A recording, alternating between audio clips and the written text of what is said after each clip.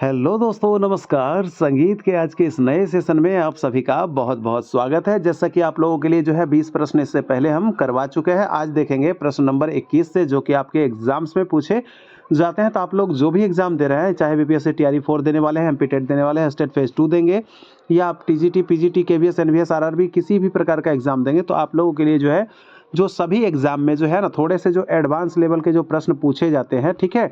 तो यहाँ पे आज उन सब प्रश्नों को यहाँ पे हम रखे हैं। तो सारे प्रश्नों को अच्छे से देख लीजिएगा और टोटल प्रश्नों को जो है आप लोग को कर लेना है, क्योंकि एग्ज़ाम में जो है ये सब प्रश्न आते हैं और आप लोगों से अक्सर जो है ये सब बहुत कम ही वैसे लोग होते हैं जो सारे के सारे सॉल्व कर पाते हैं। तो सारे प्रश्नों को आप लोग को देख लेना है। चलिए देखेंगे हम यहाँ पे पहले नंबर प्रश्न से, यानी 21 नंबर प्रश्न से। लेकिन उससे पहले आप लोगों से कहेंगे दोस्तों कि चैनल पे आप लोग नए जुड़े हैं या पुराने हैं, सब्सक्राइब अगर नहीं किए हैं तो सब्सक्राइब करके सबसे पहले नोटिफिकेशन को ऑल पे सेट कीजिएगा, ताकि जितना भी सेशन आता है मेरा वो सबसे पहले दोस्तों आप लोगों के पास पहुँच जाएगा। ठीक है, तो चलिए उम्मीद करते हैं कि आप लोग सब्सक्राइब कर दिए होंगे और साथ ही साथ वीडियो को लाइक कर भी दिए होंगे। ठीक है, प्रश्न हमारा 21 नंबर का पूछ रहा है यहाँ पे कि दक्षिणात्य संगीत में श्यामा शास्त्री, ठीक है क्या, श्यामा शास्त्री, त्यागराज व मुत्थुस्वामी दीक्षितर को किस उपाधि से संबोधित किया जाता है? कौन सा उपाधि से संबोधित किया जाता है भाई? ये तीनों को क्या त्रिमूर्ति कहते हैं, तंजेश्वर कहते हैं, या फिर त्रयंबक कहते हैं? एक से अधिक इनमें से कोई नहीं। तो क्या कहा जाता है? तो देखिए,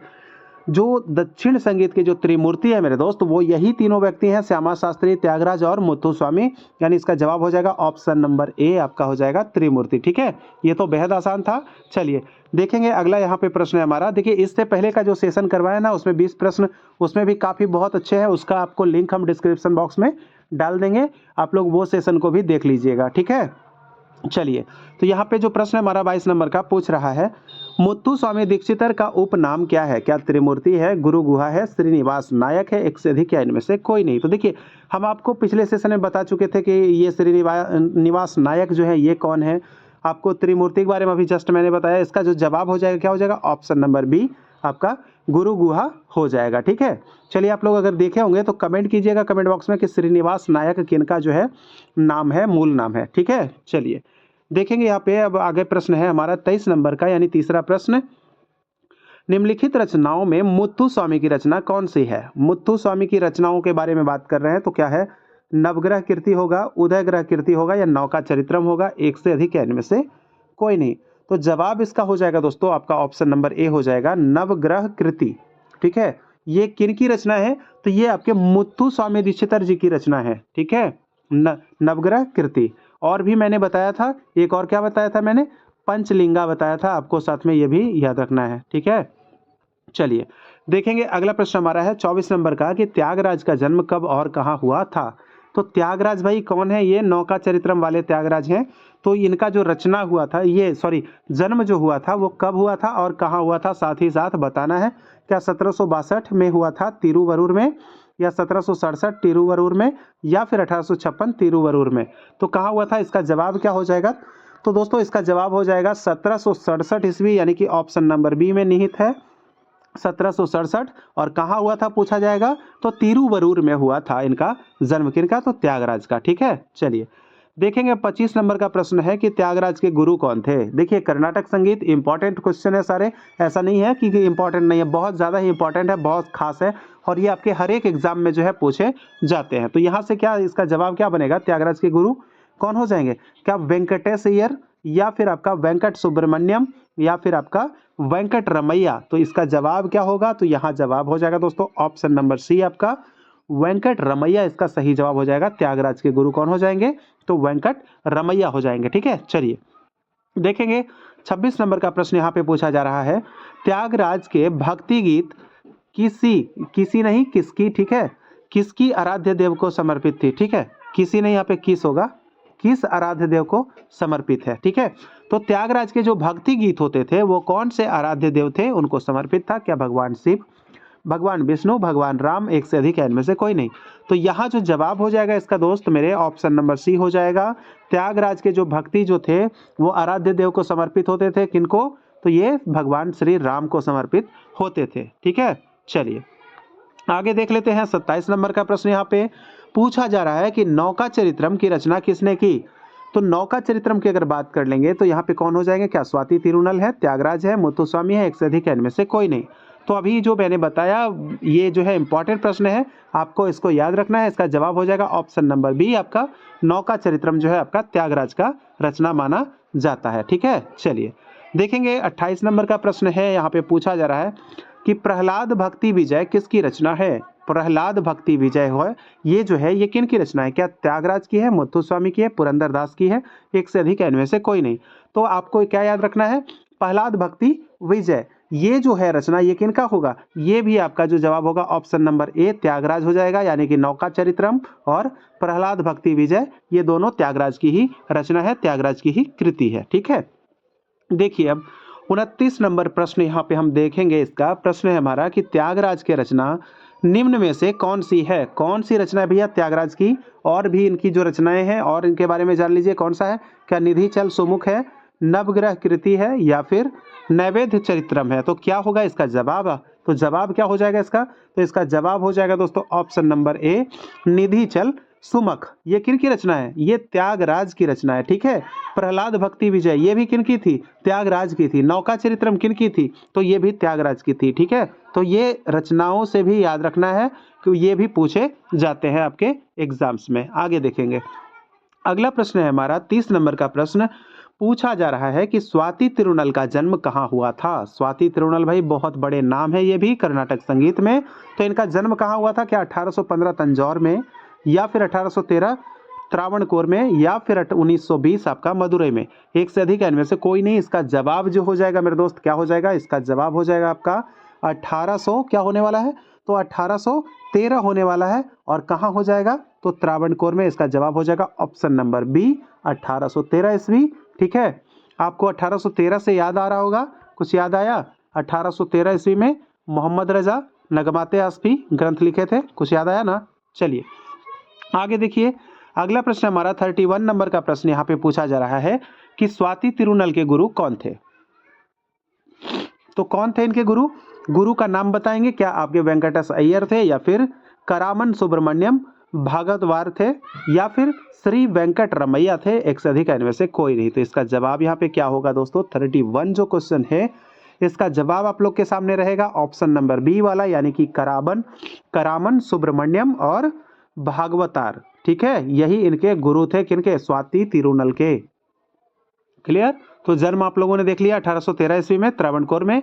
अब देखेंगे यहाँ पे 32 नंबर का प्रश्न जो है यहाँ पे क्या पूछ रहा है, ये पूछ रहा है कि खगोलीय वेधशाला तिरुवंतपुर के संस्थापक इनमें से किन्हें माना जाता है। देखिए भैया, ये जो इनमें से जो एक संगीतज्ञ है ना, इनमें से एक संगीतज्ञ वो क्या किए हैं, वो खगोलीय वेधशाला तिरुवंतपुर के संस्थापक माने जाते हैं, यानी कि खगोलीय वेधशाला का स्थापना किया है कहाँ, तिरुवंतपुरम में। तो वो कौन है, इसका जवाब दे रहा है क्या स्वाति तिरुनल, या फिर कराबन सुब्रमण्यम भागवतार, या फिर श्री वेंकटेश रमैया। तो कौन है, इसका जवाब क्या होगा।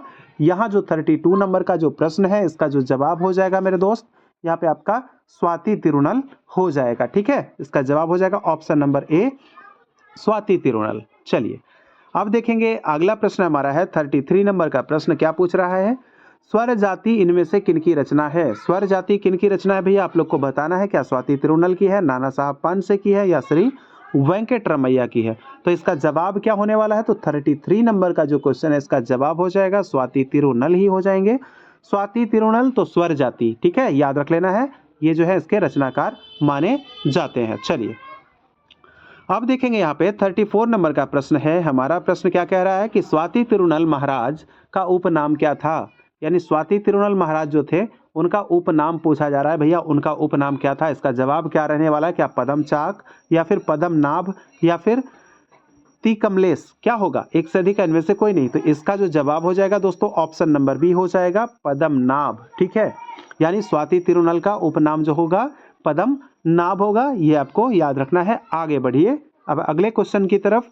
प्रश्न है हमारा 35 नंबर का। क्या पूछा जा रहा है, पौर्वात्य पांडुलिपि संग्रहालय के संस्थापक कौन थे। पौर्वात्य पांडुलिपि, ठीक है, लिपि जो एक लिपि होती थी, जैसे कि हम लोग हिंदी ये जो लिखा हुआ है ना, ये कौन सी लिपि है, तो देवनागरी लिपि में जैसे लिखा हुआ है ये वाला, तो वैसा ही एक लिपि होती थी पांडुलिपि, उसमें लिखा जाता था। तो उस संग्रहालय के संस्थापक के तौर पे किन को जाना जाता है। तो 35 का जो जवाब हो जाएगा किसको हो जाएगा, तो ये हो जाएंगे आपके, ये भी स्वाति तिरुनल जी हो जाएंगे। इसका जवाब होगा ऑप्शन नंबर ए। आगे देखेंगे अगला प्रश्न की तरफ। 36 नंबर का प्रश्न है हमारा। बताए थे आपको इनसे जुड़े प्रश्न जो है हम पिछले सेशन में भी करवाए थे, जो कि काफ़ी इंपॉर्टेंट था, पूछे जाने की संभावना जो है दोस्तों बनती है यहाँ से। तो इसीलिए जो है इन सब चीज़ों को जो है अच्छे से आप लोग तैयार कर लीजिएगा, ठीक है ना। तो यहाँ पे प्रश्न है कि जुबीन मेहता का जन्म कब और कहाँ हुआ था। भाई जुबीन मेहता सबसे कम उम्र के संगीतकार कहाँ पे थे? अगर याद होगा तो जरा कमेंट कीजिएगा, पिछले सेशन में देखे होंगे तो, और नहीं देखे हैं तो आप लोग के लिए जो है हम डिस्क्रिप्शन बॉक्स में लिंक दे देंगे, उसका आप लोग देख लीजिएगा, ठीक है। तो देखिए जुबीन मेहता का जो जन्म है वो कब और कहाँ हुआ था, इसका जवाब क्या रहेगा? तो यहाँ पे जो जवाब हो जाएगा आपका ऑप्शन नंबर बी हो जाएगा। 1936 यानी कि 1936 में कहाँ हुआ था? मुंबई में हुआ था, ठीक है, जिसको कि बम्बई कहते थे पहले, तो वही आपका मुंबई में 1936 में हुआ था।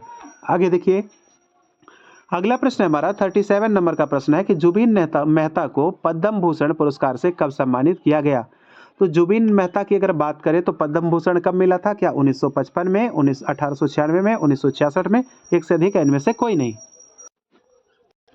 तो जवाब यहाँ पे क्या हो जाएगा? तो यहाँ पे जो जवाब हो जाएगा आपका मेरे दोस्त क्या हो जाएगा, कब मिला था उनको? इसका जवाब हो जाएगा आपका ऑप्शन नंबर सी, 1966 ईस्वी में इनको क्या मिला था?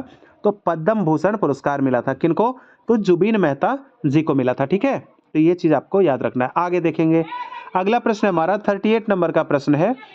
1843 ईस्वी में रॉयल एशियाटिक सोसाइटी के सदस्य इनमें से कौन रहे हैं? कौन रहे? क्या स्वाति तिरुनल थे, मुथुस्वामी दीक्षित थे, त्यागराज थे, एक से अधिक, इनमें से कोई नहीं। तो इसका जो जवाब होगा क्या हो जाएगा? 1843 ईस्वी की बात हो रही है ना, तो ये जो है एक रॉयल एशियाटिक सोसाइटी की स्थापना की गई थी, जो कि आप तो जानते हैं कि उस समय जो है ब्रिटिशों के द्वारा जो है अत्याचार हो रहा था भारत में। तो उसी के संदर्भ में ये जो है क्या किया गया था, स्थापना किया गया था। उनका एक सदस्य बने थे कौन? क्या स्वाति तिरुनल थे, मुथुस्वामी दीक्षित थे, त्यागराज थे, एक से अधिक, या इनमें से कोई नहीं। तो जवाब यहाँ पे क्या देना है दोस्तों? तो यहाँ पे जो जवाब हो जाएगा ना आपका 38 का, तो ये जो जुड़ने वाले जो व्यक्ति थे ये कौन थे? कोई और नहीं बल्कि स्वाति तिरुनल थे, ठीक है। रॉयल एशियाटिक सोसाइटी के सदस्य बने थे स्वाति तिरुनल जी। आगे देखेंगे अगला प्रश्न है हमारा 39 नंबर का प्रश्न है। क्या पूछा जा रहा है? जोहान सेबेस्टियन बाख का जन्म कब और कहाँ हुआ था? भैया ये आपको मैं बताऊंगा कि ये क्या है, ये कौन है, इनके बारे में बताऊंगा। अभी बस केवल इतना जान लीजिए कि जोहान सेबेस्टियन बाख का जो है जन्म हुआ था वो कब और कहाँ हुआ था। तो इसका जवाब क्या होगा? इसका जवाब क्या होगा आपको? क्या 1665 ईस्वी पेरिस में, या फिर 1685 आइसेनच में, या फिर आपका 1685 कैनबरा में। तो इसका जवाब क्या हो जाएगा मेरे दोस्त? इसका जवाब हो जाएगा आपका ऑप्शन नंबर बी हो जाएगा, ठीक है। यानी कि आइसेनच में 1685 ईस्वी को इनका जन्म हुआ था, जोहान सेबेस्टियन बाख के बारे में। अगर जो लोग नए सुन रहे हैं कौन है, तो आइए इनके बारे में थोड़ा सा आप लोग को परिचय करवा देते हैं, ठीक है। देखिए ये कहा जा रहा है कि ये कौन थे भाई, ये आपके जो कहा जा रहा है कि जोहान सेबेस्टियन बाख जो है ये आपके 21 मार्च, इनका जन्म 21 मार्च 1685 ईस्वी को होता है, ठीक है, 21 मार्च 1685 को। और इनकी निधन जो है 2 जुलाई 1750 को हो जाती है, ठीक है। अब देखिए बारोक काल का एक जर्मन संगीतकार थे। कौन थे भाई? ये बाख साहब जो थे, जोहान सेबेस्टियन बाख, ये कौन थे? तो ये बारोक काल के एक जर्मन संगीतकार थे। उन्हें व्यापक रूप से, ठीक है, व्यापक रूप से जो है पश्चिमी इतिहास यानी कि बोले तो वेस्टर्न हिस्ट्री का सबसे महान और प्रभावशाली संगीतकारों में से एक माना जाता है, ठीक है। बाख के बारे में बात करें तो बाख ने मोजार्ट और बीथोवेन और चोपिन जैसे संगीतकारों को प्रभावित किया है, ठीक है। कौन? बाख की बात कर रहे हैं ना, क्योंकि उन्होंने अपने समय के संगीत को क्या किया था? उच्च स्तर की उत्कृष्टता और पूर्णता तक पहुंचाया था। कौन? बाख ने पहुंचाया था भैया। ये जर्मन संगीतकार थे, जर्मनी के संगीतकार थे। उन्होंने संगीत की गुणवत्ता के कारण पेशेवर संगीतकार अक्सर उन्हें पश्चिमी इतिहास के क्या मानते हैं? तो महान संगीतकारों में से एक मानते हैं, यानी वेस्टर्न म्यूजिक के बहुत ही इंपॉर्टेंट ये व्यक्ति माने जाते हैं। कौन? किनके बारे में बात हो रही है? तो जोहान सेबेस्टियन बाख के बारे में बात हो रही है। तो ये उनका जन्म है और ये उनकी 1750 में उनकी मृत्यु है, ठीक है। तो इस तरह से आप लोगों ने जान लिया। अब देखेंगे प्रश्न हमारा आगे। प्रश्न यहाँ पे पूछा जा रहा है कि हर्ज एंड मुंड अंडर टैट किनकी रचना है? किनकी रचना है? इसका बुक है, क्या नाम है बुक का? तो हर्ज एंड मुंड अपर टैंट किन की रचना है? क्या अल्बर्ट आइंस्टीन की? देखिए आपका एस्टेट में पूछा गया प्रश्न था कि अल्बर्ट आइंस्टीन क्या बजाते थे। अगर आप लोग को देखे होंगे सेशन तो आप लोग को पता होगा, हम करवा रखे थे आपको। क्या बजाते थे आप लोग? जो है इसका जवाब जरूर दीजिएगा कि क्या बजाते थे। करवाया है क्योंकि एक ऐसा ये अनुमान नहीं था कि इस टाइप का भी क्वेश्चन जो है पूछा जाएगा, लेकिन पूछ दिया गया था आपके स्टेट के अंदर में। ठीक है, तो उस चीज़ को फिर उसके बाद मैंने वहाँ पे करवाया था अपने सेशन में, तो देखे होंगे तो आप लोग कमेंट कर सकते हैं। कमेंट कीजिएगा और बताइएगा कि क्या बजाए थे। ठीक है, क्या बजाते थे? तो देखिए यहाँ पे क्या जवाब होगा? आइंस्टीन होगा, जोहान सेबेस्टियन बाक होगा, या फिर सर आइजैक न्यूटन होगा, या फिर आपका उपयुक्त में से एक से अधिक इनमें से कोई नहीं। तो यहाँ जो है क्वेश्चन क्या पूछ रहा है कि हर्ज एंड मुंड अंडर टैट, ये जो है ग्रंथ जो है, ये पुस्तक जो है, इसकी रचना कौन की है? इसका जवाब क्या होगा? तो दोस्तों इसका जवाब हो जाएगा option number B, Johann Sebastian बाक।